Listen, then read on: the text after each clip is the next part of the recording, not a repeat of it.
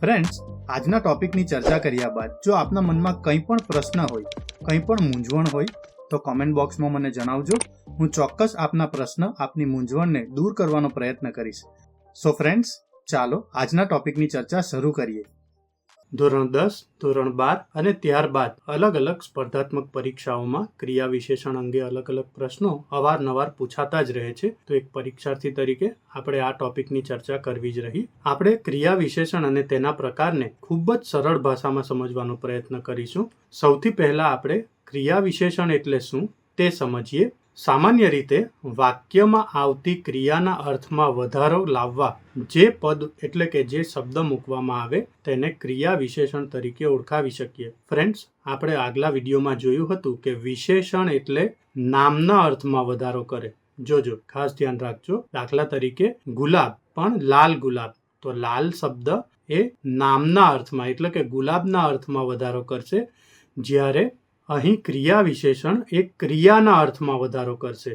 એટલે કે મહાન સચિન રમે છે, તો અહીં મહાન શબ્દ વિશેષણ છે, પણ મહાન સચિન સરસ રમે છે, તો સરસ એક ક્રિયા વિશેષણ છે. તો આ વસ્તુ ખાસ ધ્યાનમાં રાખવી.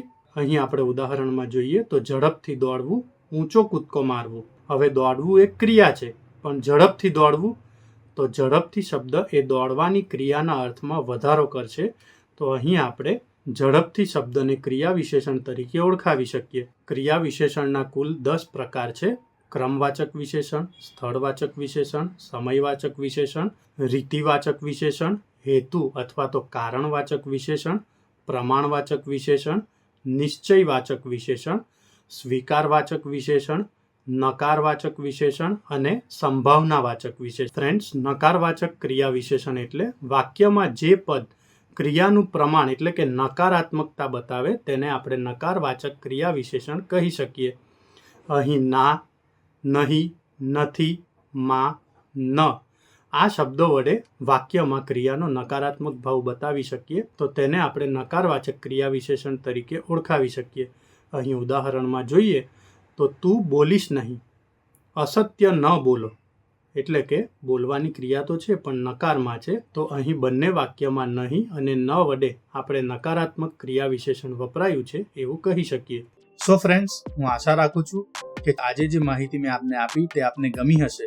જો આપ ઈચ્છો છો કે હું બીજા પણ આવા ટોપિક પર વિડીયો બનાવતો રહું તો પ્લીઝ કમેન્ટ બોક્સમાં એ ટોપિકના ટાઇટલ મને જણાવજો. હું ચોક્કસ એ ટોપિક પર આપની સાથે ચર્ચા કરીશ. Thank you very much and best luck for your exams.